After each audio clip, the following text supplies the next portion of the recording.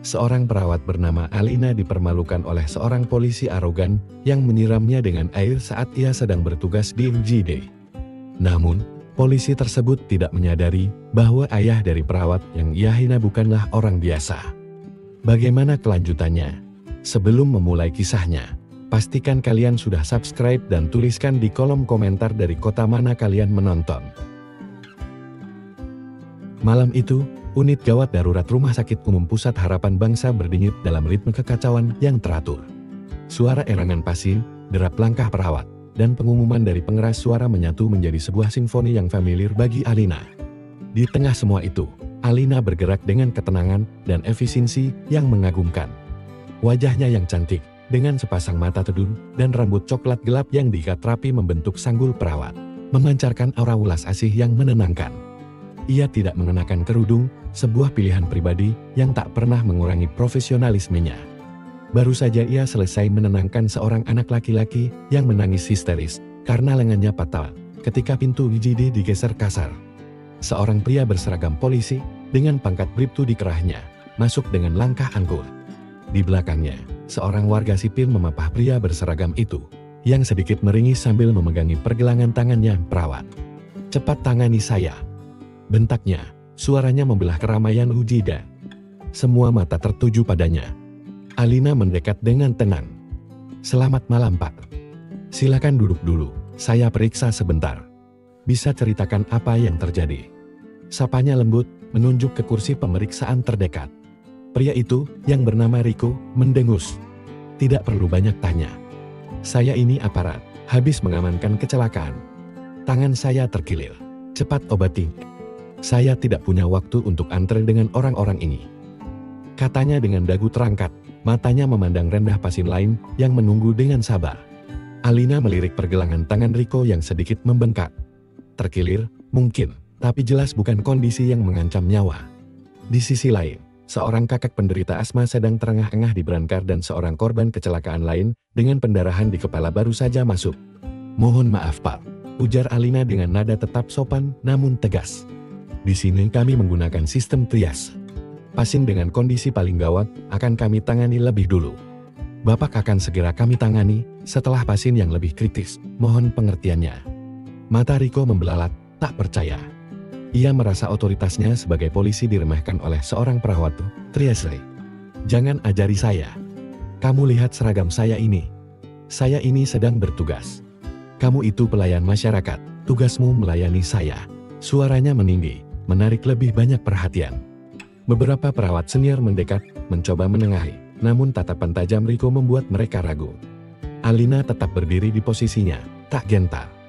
"Tugas saya adalah menyelamatkan nyawa, Pak. Dan saat ini, ada nyawa yang lebih terancam dari pergelangan tangan Bapak yang terkilir. Jika Bapak mau menunggu sebentar."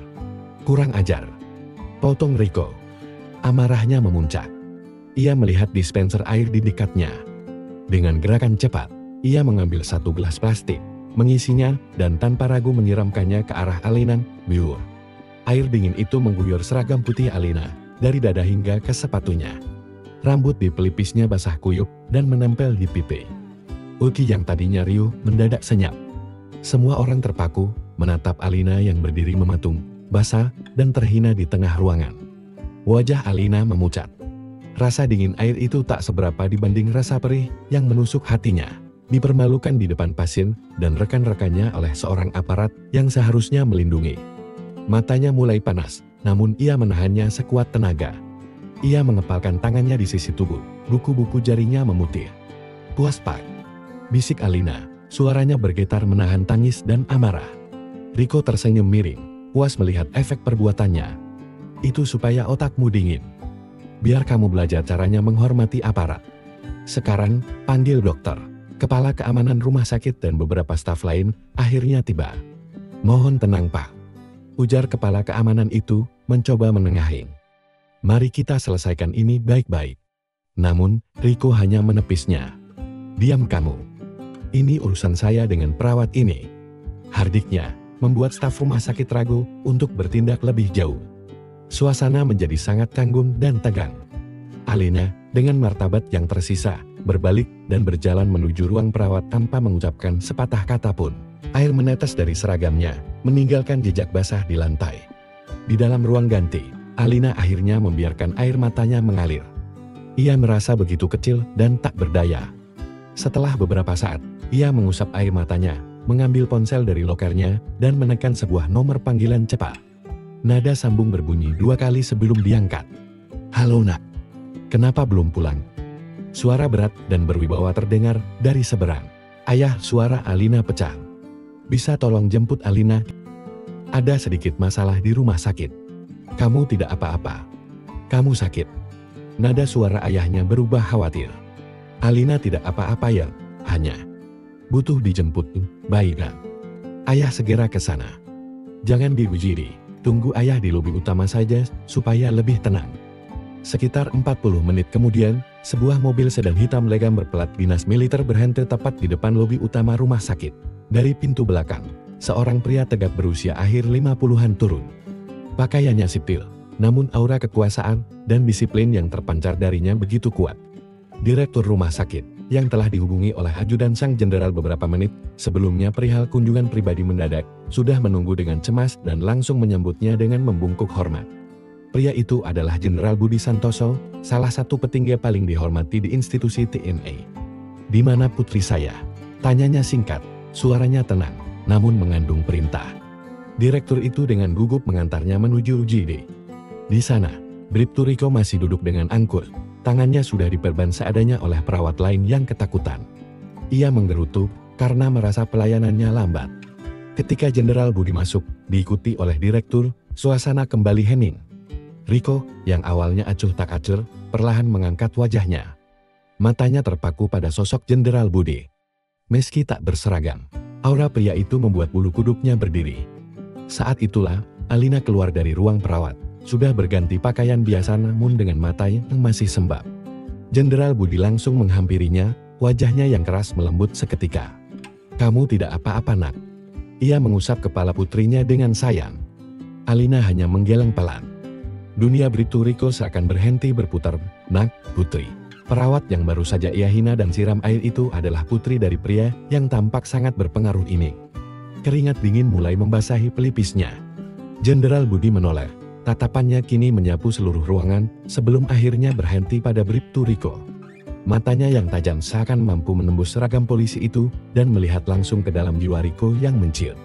"Direktur, siapa petugas yang membuat keributan di sini?" tanya Jenderal Budi, suaranya datar. Namun, membuat udara di sekitarnya terasa lebih dingin. Direktur menelan ludah, menunjuk dengan gemetar ke arah Riko. Jenderal Budi berjalan perlahan mendekati Riko. Setiap langkahnya terasa seperti dentuman genderang perang bagi Riko. Ia berdiri menjulang di depan polisi muda itu. "Siapa nama Anda, Bangkat? Dari kesatuan mana?" Riko bangkit berdiri dengan sigap, berusaha memberi hormat meski tangannya gemetar. "Siap. Bribtu Riko Pak. Dari Satuan Sabara Polres Metro Jakarta Pusat," jawabnya dengan suara yang nyaris tak terdengar. Jenderal Budi menatap Riko dari atas ke bawah, tatapannya penuh dengan kekecewaan. "Bribtu Riko, apakah Anda tahu tugas utama seorang aparat negara?" "Siap. Melayani dan melindungi masyarakat Pak." "Lalu, apakah tindakan Anda tadi membentak, menghina, dan melakukan kekerasan fisik dengan menyiram air kepada seorang tenaga kesehatan yang sedang bertugas adalah bagian dari melayani dan melindungi?" Suara Jenderal Budi tetap tenang, namun setiap katanya seperti tamparan keras bagi Riko. Wajah Riko pucat pasi. Ia ingin membantah, tapi lidahnya keluh. Ia sadar, karirnya berada di ujung tanduk. Perawat ini. Jenderal Budi menunjuk Alina dengan dagunya. Dan semua rekan-rekannya di sini, mempertaruhkan waktu dan tenaga mereka untuk menolong orang, tanpa memandang status atau seragam. Sementara Anda, dengan seragam kebanggaan Anda, justru menggunakannya untuk menindas orang yang lebih lemah. Anda tidak hanya mempermalukan perawat ini. Anda telah mencoreng nama baik institusi Anda sendiri. Jenderal Budi mengeluarkan ponselnya. Ia tidak menelepon Kapolres. Ia menekan sebuah nomor di panggilan cepatnya, nomor pribadi Kapolda Metro Jaya. "Selamat malam Komandan." Sapanya dengan nada formal namun tegas. "Mohon maaf mengganggu. Saya Jenderal Budi Santoso. Saya sedang berada di RS Harapan Bangsa dan baru saja menyaksikan arogansi salah satu anggota Anda. Namanya Bribtu Riko dari Sabara Polres Metro Pusat. Ia melakukan tindakan tidak pantas terhadap putri saya yang sedang bertugas sebagai perawat. Saya tidak meminta perlakuan khusus, hanya melaporkan fakta agar tidak ada lagi aparat yang mencoreng nama baik institusi dengan perilaku semena-mena. Saya serahkan sepenuhnya pada kebijakan Anda. Terima kasih. Ia menutup teleponnya. Wajah Riko sudah seperti mayat hidup. Putri saya. Dua kata itu menghancurkan seluruh sisa keberaniannya. Ia jatuh terduduk di kursi, lemas. Jenderal Budi kembali menatap putrinya. Ayo kita pulang, nak. Kamu sudah bekerja keras. Ia merangkul bahu Alina dan membawanya keluar dari GD, meninggalkan Bribtu Riko yang termangu dalam penyesalannya yang terlambat dan keheningan yang menghakimi dari seluruh penghuni UGD. Malam itu, seorang polisi muda belajar pelajaran paling pahit dalam hidupnya. Bahwa kehormatan tidak datang dari seragam, melainkan dari perbuatan. Dan di balik wajah lembut seorang perawat, bisa jadi tersimpan kekuatan dan martabat setegar seorang jenderal.